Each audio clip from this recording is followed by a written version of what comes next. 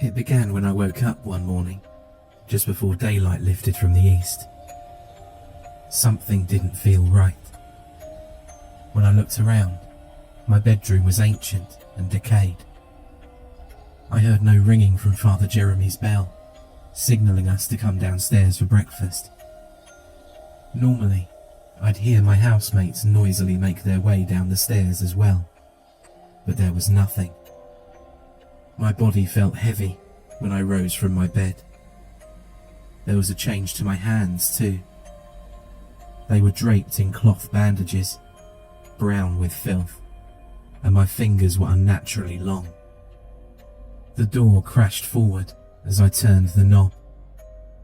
Dust flew everywhere, and when it settled, I was met with a decrepit parody of my home. Furniture was missing, and what remained was covered in barely white drapes, thick with dust. The windows were boarded up. I sought answers from those whom I shared my home with, but every bedroom was empty.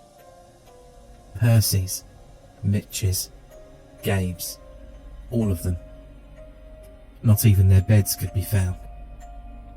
I descended the stairs and found the first floor entirely without furniture. The plywood lining the windows were looser than those upstairs, stained in graffiti, both colourful and mischievous. I attempted to leave through the front door, only to be met with resistance and the rattle of chains on the other side. The back door was the same. I could not leave. I neither panicked nor tried any harder to leave than my half-hearted attempts allowed. It wasn't comfortable, but it wasn't concerning either. A limbo of still anxiety that manifested nothing in me emotionally or physically. My only concern at that moment was about the odd features of my hands and body. A heavy brown coat sleeve descended both my arms, extended just past my wrist, and the wrappings that coiled my hands felt attached to them. The tips of my fingers were sharp to the touch, more like claws than anything else. When I glanced down, the coat nearly reached my boots, with no buttons, zippers or clips to speak of. I also seemed much taller than I remembered. I first noticed the hood when I thought to feel any differences on my face. At first I was surprised. Surely I would have noticed such a thing over my head, extended past my face as it was. Much like the rest, it felt as natural as my own skin. Skin I could no longer see. After the hood, I felt my face. I wish I could describe it as my own, but that wasn't the case. I knew not how I could see, hear or smell, for I felt no eyes, ears or nose. In fact, there was nothing under my hood at all. My head was missing. The contents of my clothes empty. I was empty. I returned to my room and sat on my bed. I only remembered that something bad happened here. I try to remember, but the only things that come to mind are noises. Teasing, mocking, crying, screaming, and then my own laughter as the previous faded into hollow echoes. My recollection of my laugh was unnerving for some reason. I was happy, yet menacingly so. After I pondered a while, a creak echoed from downstairs. Someone was here. I crept down the stairs and turned my head to peek towards a window near the back of the house. Someone was prying their way in with a crowbar. I could hear several voices from beyond it. They would have been terrified by my appearance, I thought, so I hid at the top of the stairs and listened. If they were to head in my direction, I'd hear them and hide myself further in. The plywood eventually cracked open. Hands and feet climbed through the window, and again I heard their voices. One girl and two boys. From their tone, two of them seemed excited, while one of the boys was terrified. He didn't want to be here. I could hardly blame him. "We shouldn't have come," he said. The other boy playfully slapped him on the back and encouraged they continue. "Don't be a pansy. We did it last night and nothing happened." I wondered what exactly he meant by it. The girl spoke up. "Look, we'll do it again. Nothing bad's gonna happen. Promise." Curious, I descended the stairs again for a peek. They didn't seem to notice me, so I decided to move closer. Despite having glanced in my direction with a flashlight several times, they could not see me. Eventually, I was only a couple of feet from them, and still, they gave no reaction or acknowledgement of my presence. The girl drew a small circle between them in the dust. Afterwards, she filled it with a letter, T, and then a B drawn from its vertical line. The two more courageous of them chanted a rhyme to the circle. "Timmy and his bear, Timmy and his bear." They knew my name. They knew my teddy bear. But I didn't know these people. No one loved each other more than Timmy and his bear. Something boiled inside me. What they were saying was true, but it made me angry. They shouldn't talk about my teddy bear so ridiculously. No one should. A sting clung to my core as they chanted on. The kind when one feels anger festers into a slow hatred. Bullies tied Timmy onto a rocking chair. I remembered bullies. I lived with bullies in this house for as long as I could remember. My body remembered the burning sensation of those ropes, too. And when they broke his bear, they hurt my teddy bear. No one hurts my teddy bear. I loved him. He loved me. No one loved me as much as my teddy bear did. In fact, no one loved me at all before he came. Timmy bled them everywhere. As part of their ritual, the two of them forced a simultaneous scream. The timid one didn't take part, but the others must have done this before. The rhyme was irritating, but the scream at the end did something more to me. A pulse rippled through my body like a loud heartbeat. Seconds later, as the one boy explained a second time, there was nothing to fear. His sight fixed directly at me. All colour drained from his face. His eyes widened, and his lips trembled before letting out a genuine shriek.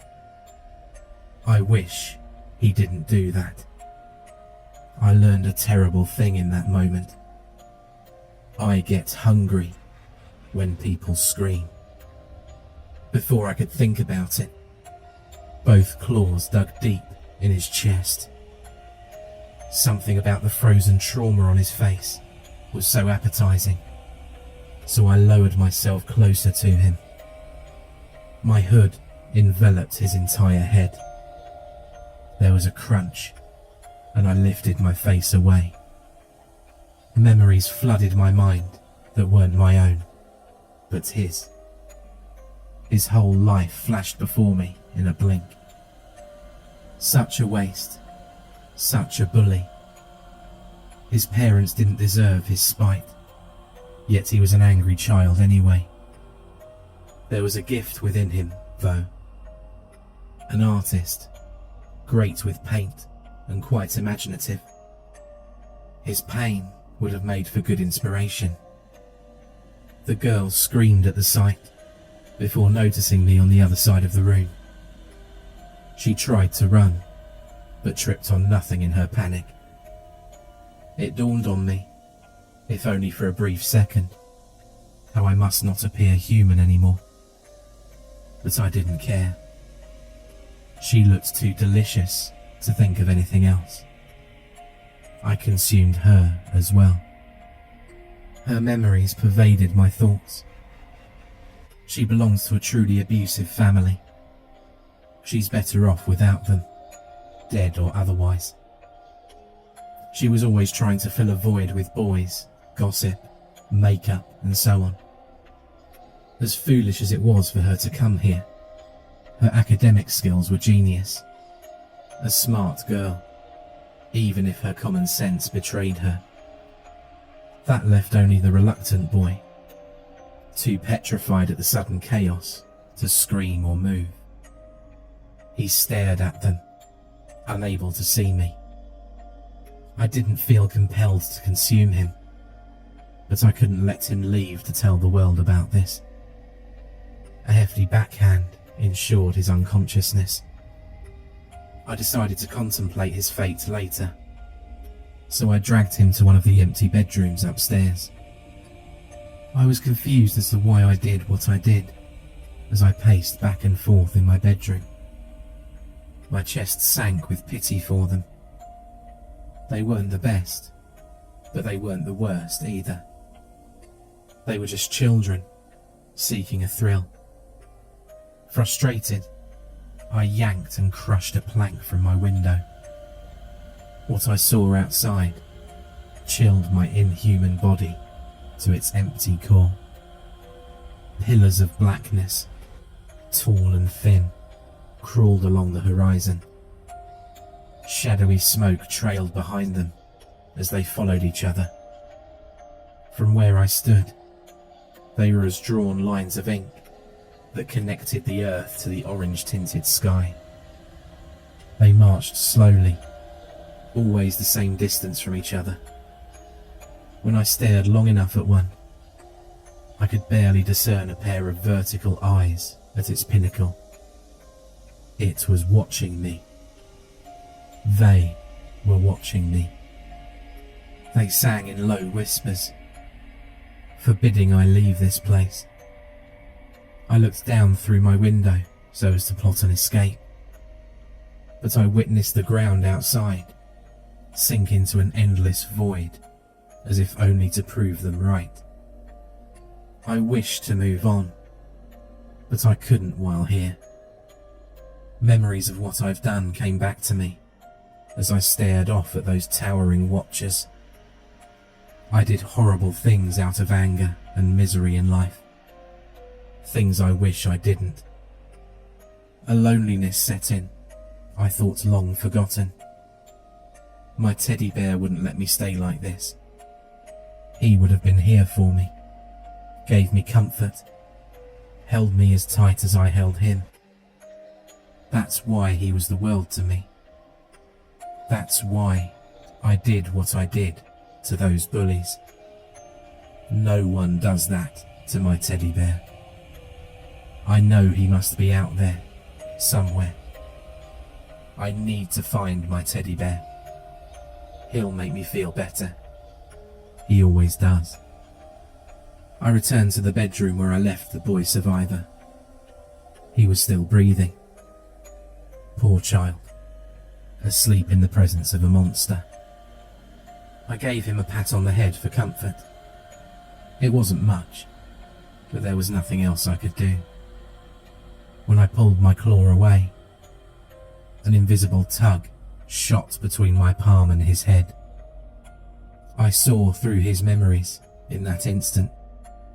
He was a writer, and a creative one at that. In his life, I witnessed loneliness, tears, and a desire for escape. Yet, there was a world within his world. His genius shined in it. His mind endlessly sculpting entire worlds, peoples, heroes, villains and the like, with even the faintest spark of inspiration. He was a good kid too, well behaved, considerate and honest. I even saw, through his eyes, the moments which I devoured his friends. I knew he couldn't see me still, but I could see me. I was far from anything human. I was a monster, a ravenous, murderous, despicable thing. His eyes sprang open, to which I took a step back from surprise. He wasn't moving, and his eyes were vacant. I tilted my head at him, confused. His head tilted in unison, albeit while still prone on the floor. I raised my right arm. He raised his right arm too. I asked him to walk to the corner of the room, and so he did. I could control his movements, even tell him what to do. For a moment, I thought about what this could mean for me, and for the first time in apparent ages, I felt a glimmer of hope skip through my hollow being. My first intentional instruction was to find a way to communicate with the world outside. He rose from the corner of the room, shambled down the stairs, and left the house. I was unsure if it worked, until he returned a few hours later. He returned with a device I'd never seen before. It was flat, square, and open to reveal a screen on one half, and an odd arrangement of letters and numbers on the other. Apparently, it could send a message to others on the outside. So I asked him to write what I would write, as if I knew how the thing worked. So to those reading this, my name is Timmy, and I'm in desperate need of your help. The towering shadows won't let me leave. My home is St. John's Orphanage, also called the Goulburn Boys Orphanage, in New South Wales. Please release me from this place, so I can go find my teddy bear. In return, I'll let this boy go. He's a bright kid with a bright future, but I don't know what else to do. But whoever you are, whenever you get here, and however you help, just remember one thing. Please, don't scream.